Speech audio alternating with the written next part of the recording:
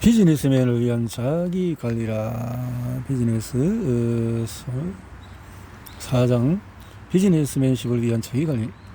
사업이 힘든 이유는 기본적으로 사업 거더운 마인드를 갖추지 못한 채 달려들기 때문입니다. 주위에서 사업에 뛰어들어서 잘하려는 사람을 보면 기본적인 마인드부터가 다릅니다. 반대로 문제와 불화를 일으키는 사람은 이기적이고 무책임합니다. 이들은 일을 벌일 때 장황하지 않고 그 뒷수습을 하지 못해서 주변의 모든 사람을 공경에 빠뜨립니다. 한마디로 비즈니스 맨십이 부족해서 그렇습니다. 여러분이 아무리 노력할지라도 그것이 단순히 남보다도 편하게 살기 위해서라면 어느 선한 한계에 부딪힐 것입니다. 원대한 목표보다도 당장의 현실에 더 큰 의미를 부여하면 그저 먹고 사는데 극복할 수밖에 없습니다. 사회 심리학자들은 목표를 설정하고 그것을 달성하기 위해서 노력하는 사람은 지구상의 인구 중에서 10%밖에 안 된다고 합니다. 여러분은 어느 쪽입니까? 지금까지 어떤 자세로 살아왔던 그건 과거일 뿐입니다. 설령 지금의 모습이 실망스럽더라도 이제부터 달라짐이 됩니다. 옛사람은 어떤 일이든 시작이 반이라고 했습니다. 시작이 50%라는 것은 그만큼 시작이 중요하다는 뜻일 것입니다. 여러분 앞에 조그마한 눈덩이가 놓여 있습니다. 그것이 떼굴떼굴 흘러가면은 점점 걷잡을 수 없이 확대될 것입니다. 문제는 그것이 어느 방향으로 가느냐 하는 데 있습니다. 방향을 잘 잡아야 합니다. 방향, 목표, 나를 이끄는 보이지 않는 손. 인생은 소중한 여정이므로 삶의 목표를 분명하게 정하는 것이 좋습니다. 그렇다고 인생이 꼭 목표대로 흘러가는 것은 아니지만 목표가 있는 사람은 그렇지 않은 사람보다도 성공할 확률이 높습니다. 목표가 분명할 경우에 일이 즐겁고 모든 것에서 긍정적인 측면을 먼저 보기 때문입니다. 인생을 멋지게 살아가는 열쇠는 우리가 쥐고 있습니다. 인생의 목표를 정할 때 다음의 몇 단계를 거칩니다. 자신이 진정으로 하고 싶은 것이 무엇인지를 찾아냅니다. 실천을 합니다. 만약에 마라톤으로 성공하는 것이 목표라고 해봅시다. 그러면은 자신의 강점과 약점을 기록하고 자신이 마라토너에게 필요한 체력과 인내심을 갖추고 있는지 살펴봐야 합니다. 그 다음으로 자신의 여건과 환경을 분석해서 거기에 맞는 전략을 수립하고 이를 실천해야 합니다. 앞날을 내다볼 수 있는 사람은 없지만 최소한 설계는 할 수가 있습니다. 건강, 내가 가진 전부, 세상에서 가장 소중한 것을 꼽으라면 아마도 가족, 돈, 친구 등이 앞서거나 뒤서거나 할 것입니다. 하지만 아무리 소중한 것도 내가 존재하지 않으면 의미가 없습니다. 혹시 내가 없으면 이 세상이 어떻게 될까 하는 생각을 해본 적이 있습니까? 얄밉게도 여러분과 상관없이 세상은 잘만 돌아갑니다. 그러므로 내 생명, 내 건강은 내가 챙겨야 합니다. 그것이 내 모든 것이기 때문입니다. 건강하다는 것은 육체적인, 정신적인 모든 건강한 것을 말합니다. 겉보기에도 멀쩡해도 마음이 까맣게 타들어가고 있다면 육체적인 건강은 얼마 버티지 못합니다. 건강은 우리에게 가장 위대한 자산입니다. 건강해야 성공하고 또 뭐고 할 수 있지 않겠습니까? 다행히 건강은 관리할 수 있습니다. 먼저 육체적인 건강은 꾸준히 운동과 식사 조절로 강화할 수 있습니다. 매일 적당한 운동을 하면 육체는 늘 풀풀 살아 움직일 것입니다. 그럼 정신적인 건강을 강화하기 위해서는 어떻게 해야 할까요? 딱 두 가지만 잘해도 정신 건강은 항상 OX입니다. 하나는 긍정적인 자세로 살아가는 것이고 다른 하나는 늘 즐겁게 웃는 것입니다. 언제나 긍정적인 마음 자세로 즐겁게 웃으면 병원에 갈 일이 없습니다. 긍정적인 마음 자세는 건강한 육체에서 나옵니다. 꼭 먹고 알먹는 방법 중에 하나가 아침마다 가까운 산에 오르거나 산책하는 것입니다. 자연을 걷다면 마음이 정화되고 몸을 움직이면 육체가 단련됩니다. 건강한 육체는 정신을 맑게 만들어주며 맑은 정신은 자신의 상황을 보다 긍정적이고 적극적으로 바라보게 해줍니다. 건전한 신체에 긍정적인 사고가 뿌리를 내리므로 육체적인 건강과 정신적인 건강을 똑같이 관리해야 합니다. 육체적으로 정신적으로 해야 합니다. 시간, 돈보다도 귀한 것이다. 시간은 돈보다도 귀하다고 말하면 사람들은 시큰둥하는 표정이 있습니다. 통장이 거들나서 당장 먹고 사는 문제로 골머리가 아픈데 시간은 공기처럼 사방에 널린 것 같기 때문입니다. 그렇다면 한 가지만 생각해 봅시다. 이제 저녁에 세상을 떠난 갑부가 가장 간절히 원한 건 무엇일까요? 바로 오늘이라는 사람입니다.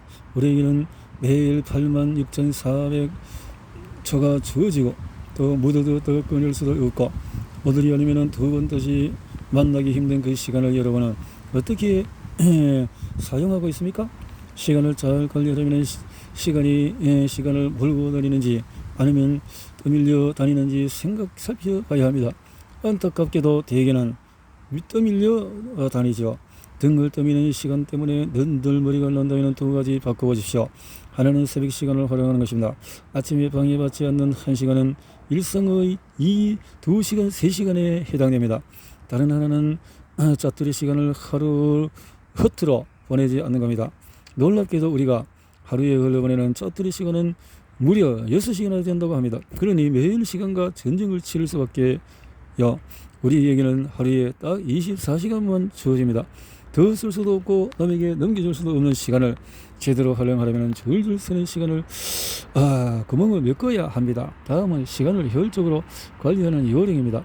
새벽 시간을 활용하고 약속을 잘 지키고 짜투리 시간을 허투루 보내지 않고 점심과 저녁 시간을 잘 활용하고 주말 시간을 세심하게 관리를 하는 것입니다. 특히 주말에는 지난주를 되돌아보고 다음 주 계획을 미리 세우는 습관을 들이는 것이 좋습니다. 그리고 일요일 오후 5시가 되면 생각과 행동 월요일 모드로 바꿔야 합니다. 미리 대비할 경우에 월요일 아침부터 일주일을 알차게 시작할 수 있습니다. 늘 바쁘다는 말을 입에 달고 사는 사람은 한 가지만 자문해 보십시오. 중요한 일과 그렇지 않은 일을 구별하고 삽니까? 일은 중요하면서 시급한 일, 중요하지 않지만은 시급한 일, 중요하지만 시급한 것들. 중요한 것은 마음을 가꿔서 심상을 좁게 하는 거랍니다. 아무리 외모가 출중해도 마음 씀씀이가 나쁘면은 사람들과의 관계가 오래가지 않습니다.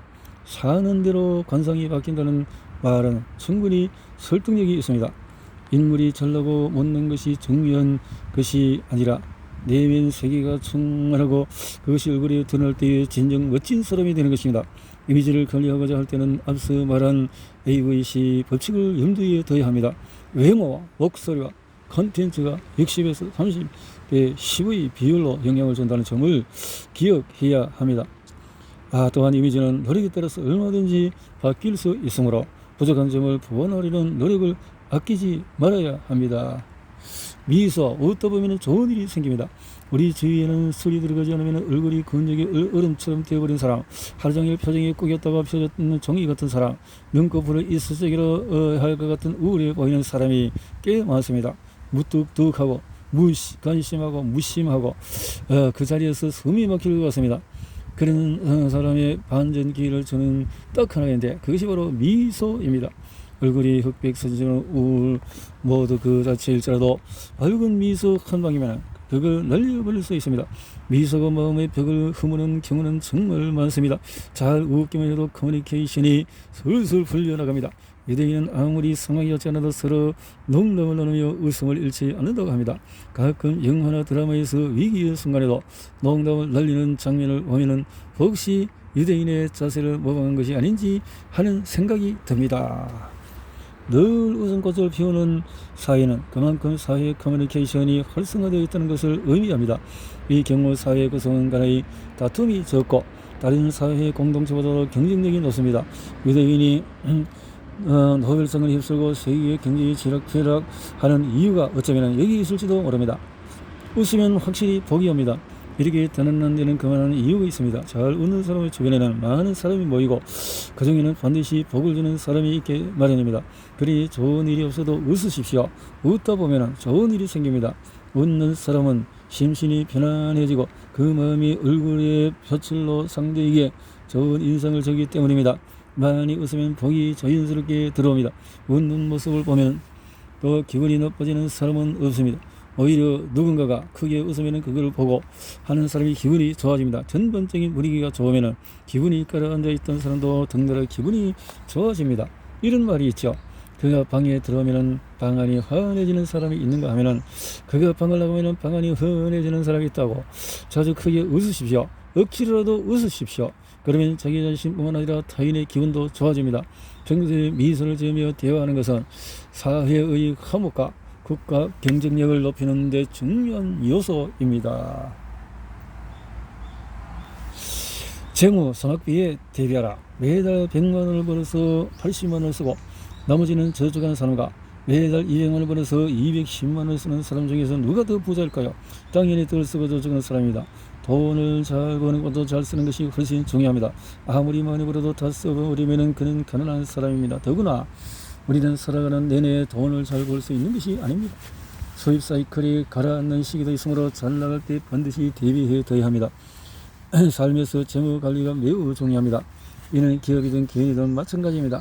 돈은 잘 다루면 편안함과 즐거움을 주지만 그것이 휘둘리면 가정과 인생이 망가지기도 합니다. 그래서 돈을 두고 필요악이라고 부르는 것인지도 모릅니다. 알다시피 세상에는 부자와 빈자가 존재합니다. 그 중에는 금수저를 몰고 태어나는 사람도 있지만 사실은 스스로 재무관리를 잘해서 부자가 되는 사람이 더 많습니다. 그렇다면 무엇이 사람들을 부자와 빈자로 만드는 것일까요? 그것은 작은 습관입니다. 부자와 빈자는 습관이 다릅니다. 부자에게는 몇 년 안에 얼마만큼의 돈을 모으겠다는 뚜렷한 목표가 있습니다. 그 구체적인 중장기 계획 덕분에 이들은 시련이 닥쳐도 좌절하지 않고 앞으로 나아갑니다. 반면에 빈자는 구체적인 계획이 없어 닥치는 대로 살아갑니다. 몇 년 안에 얼마를 모으겠다는 구체적인 목표가 없다 보니 대개는 잦은 술자리를 통해서 스트레스를 푸느라고 돈을 낭비하고 몸만 망가집니다. 부자는 10원짜리 하나라도 헛되이 쓰지를 않습니다. 그들은 10원짜리가 모여서 1000원이 되고 또 10,000원이 되는 것을 압니다. 그리고 그렇게 부르는 돈이 언젠가는 경제적인 자유를 안겨준다는 것도 압니다. 빈자는 푼돈을 아껴서 뭐해? 라고 아무렇지도 않게 소비합니다. 거대한 배도 작은 구멍 하나로 침몰할 수 있습니다. 적은 돈을 아끼지 않는 사람에게 큰 돈이 모이지가 않습니다. 부자는 문제가 발생했을 때 자기 잘못이라고 생각합니다. 그들은 내 생각이 짧아서 모두 내 탓이야 라고 하며 당당하게 책임을 집니다. 빈자는 그 친구 말을 듣는 게 아니어서 모든 게 너 때문이야 라며 화살을 남에게 돌립니다. 부자는 내 탓을 하면서 삶을 개선하려 노력하기 때문에 실패해서 교훈을 얻습니다. 빈자는 남 탓을 하거나 남 감추기에 급급해서 나중에 또 실패할 가능성이 큽니다. 먼저 일상생활에서부터 부자의 습관을 들이십시오. 해마다 5%씩이라도 저축을 늘리십시오. 또 신용카드 대신에 현금을 사용하십시오. 평소에 재정 상태를 꼼꼼히 살펴보는 것도 잊어서는 안됩니다. 기본적으로 일, 주간, 월간 평균 지출을 알고 있어야 합니다. 그래야 공정스럽지 않게 계획적으로 절약할 수가 있습니다. 겸손 저조에게는 없고 유비에게는 있는 것이다. 강한 사람이 되려면 물처럼 되어야 합니다. 물은 장애물이 없으면 그냥 흐르지만 둑이 걸어먹으면 멎는다. 그러다가 둑이 터지면 다시 흐른다. 물은 네모진 그릇에 담으면 네모가 되고 둥근 그릇에 담으면 둥글게 된다. 그처럼 겸손하기 때문에 물은 무엇보다도 필요하고 또 무엇보다도 강하다. 노자의 말입니다. 그는 우리에게 물처럼 아래로 흐르면서 주어진 상황을 포용하라고 가르칩니다. 아래로만 흐르는 물은 결국 인간이 넘보기 어려운 대양을 이룹니다. 이처럼 지구를 지구가 아닌 수구로 만들어버리는 물의 위용은 겸손에서 나옵니다. 인생에서 가장 중요한 덕목은 겸손입니다. 자신에게껏 성과를 받쳐주고 지켜주는 밑바닥이 겸손이기 때문입니다. 똑똑하지만 겸손하지 못한 사람은 쌓아놓은 것을 한꺼번에 무너뜨리는 우를 범하기 십상입니다. 보리처럼 고기를 빳빳이 들지 않아도 사람들은 누가 잘났는지 잘 압니다. 그걸 드러내지 못해서 안달할 필요는 없습니다. 스스로 만족하는 것만으로는 부족한가요? 굳이 다른 사람들의 시기와 질투, 비아냥거림을 유발하면서까지 떠벌리고 싶습니까? 잘나서 정말 이 말은 그리 듣기 좋지 않습니다. 그렇지만 많은 사람이 이글스러 고기를 숙이는 벼처럼 행동하지 못해서 이 말을 무수히 듣고 삽니다. 아무리 유능해도 성실하고 겸손하지 못하면 주변 사람들에게 사랑받지 못합니다. 반면에 그리 유능하지 않아도 성실하고 겸손한 사람은 결국 성공할 가능성이 큽니다. 소설 삼국지에서도 똑똑하고 영민한 조조보다는 부족하지만 겸손과 인격을 갖춘 유비가 지금까지도 더 많은 사랑을 받고 있죠. 비슷하게 초한지의 두 영웅 항우와 유방에 대한 평가 역시 항우보다는 유방의 겸손에 기반한 리더십에 손을 들어주고 있습니다. 늘 자신을 돌아보고 반성하면서 겸손한 자세를 길러야 훌륭한 리더와 성공자가 될 수 있습니다. 겸손한 인격을 갖추려면 끊임없이 반성하고 자신을 낮추는 연습을 해야 합니다. 인격을 완성하고 성공을 마무리하는 것은 겸손이라는 덕목입니다. 인맥, 거칠이가 아닌 영양가 있는 네트워크다. 인맥이라는 말은 마치 사고가 같습니다. 웬만한 책에서는 꼭 등장하고 이름난 명사들도 한 번쯤은 언급하고 넘어가는 말이니까요. 산속에 처박혀 있어도 인맥이라는 녀석은 우리 인생에 들러붙어서 좀처럼 떨어져 나가질 않습니다. 그러니 우려먹고 또 우려먹을 수밖에요. 한때는 인맥 만들기 열풍이 불기도 했지요. 지금은 또 다른 차원에서 인맥이 중요해지고 있습니다. 이런 사업자가 점점 늘어나는 상황에서 표준이나 융합을 위해서 따로 또 가치의 의미가 부성하고 있기 때문입니다. 이것은 상당히 긍정적인 변화입니다. 각자 독립적으로 서 있되 때로는 독립한 개체끼리 뭉쳐서 한 사람의 역량을 뛰어넘는 결과를 도출해낼 수 있으니까요. 이 중요한 것은 또 개방성입니다. 해처럼 받아들이기만 하고 내보내지 않으면 그야말로 사례가 되어버립니다. 서로 돕고 조합해서 조화를 이뤄야 살아남을 수 있는 시대의 폐쇄성은 발붙이기 어렵습니다. 그렇다고 너무 방만하게 인맥을 넓히는 것은 바람직하지 않습니다. 명확하게 자기 기준을 세우고 관리하지 않으면 인맥의 바다에 빠져서 허우적거릴 수밖에 없습니다. 인맥 관리에도 절제는 필요합니다. 허세와 거칠애를 접어두고 진정한 인맥, 영양가 있는 인맥을 중심으로 판을 짜야 합니다. 어쨌든 사회에서 성공한 사람들의 90% 이상이 성공의 핵심 요소는 인간관계라고 말합니다. 그러니 인맥을 잘 관리해야죠. 사람들과 우호적이고 투석적인 관계를 유지하는 것은 휴먼 네트워킹이라고 하는데 이것을 잘하면 성공에 큰 도움이 됩니다. 사회생활에서 가장 중요한 인적 자원을 잘 네트워킹하면 최소 비용으로 최대 효과를 낼 수가 있습니다. 다행히 인적 자원은 누구든지 노력하기만 하면 네트워킹을 할 수 있는 자원입니다. 물론 효과적인 휴먼 네트워킹에는 나름대로 원칙과 전략이 필요합니다. 먼저 원칙을 알아봅시다. 먼저 줍니다. 약속은 반드시 지킵니다. 항상 당당하게 행동합니다. 많이 듣고 적게 말합니다. 다음은 전략입니다. 용기를 내어서 접근합니다.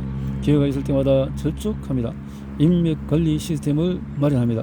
좋은 이미지를 남깁니다. 커뮤니케이션 스킬을 합니다. 멘토, 인생의 내비게이션. 멘토. 멘토는 그야말로 삽시간에 사람들에게 파고든 용어입니다. 처음 등장할 때마다 책이나 시험마다 그 용어를 설명하는데 바빴는데 지금은 지도자, 스승, 상담자, 후원자, 인생 선배 등의 의미로 쓰이는 멘토라는 말은 그리스 시대의 호머가 오디세이에 나옵니다. 거대 이케아에서 왕 오디세이는 트로이 전쟁에서 출전하면서 친구이자 신하인 멘토에게 집안일과 아들 교육을 부탁합니다. 멘토는 10년 넘게 텔레막 코스를 가르치면서 친구이자 상담자, 아버지의 역할을 도맡았습니다. 그의 멘토는 인생을 올바르게 이끌어주는 사람이라는 의미로 사용되었고 그 상대자를 멘티라고 합니다. 낯선 길을 갈 때 사람들이 약간만 조언을 해도 감지덕지 않기 마련인데 멘토가 인생길 안내해 준다면 앞이 보이지 않는 삶에서 얼마나 큰 도움이 될까요? 아마도 그 혜택은 수량화하기가 어려울 겁니다. 멘토는 한 번밖에 없는 인생을 가장 효율적이고 보람있게 살아가도록 도와주는 내비게이션입니다. 멘토에게 가르침을 받으면 노력과 시간을 덜 소지하고도 원하는 것을 얻을 수 있습니다. 모든 것을 몸으로 부딪혀가며 혼자 해내야 한다고 생각해 보십시오. 얼마나 많은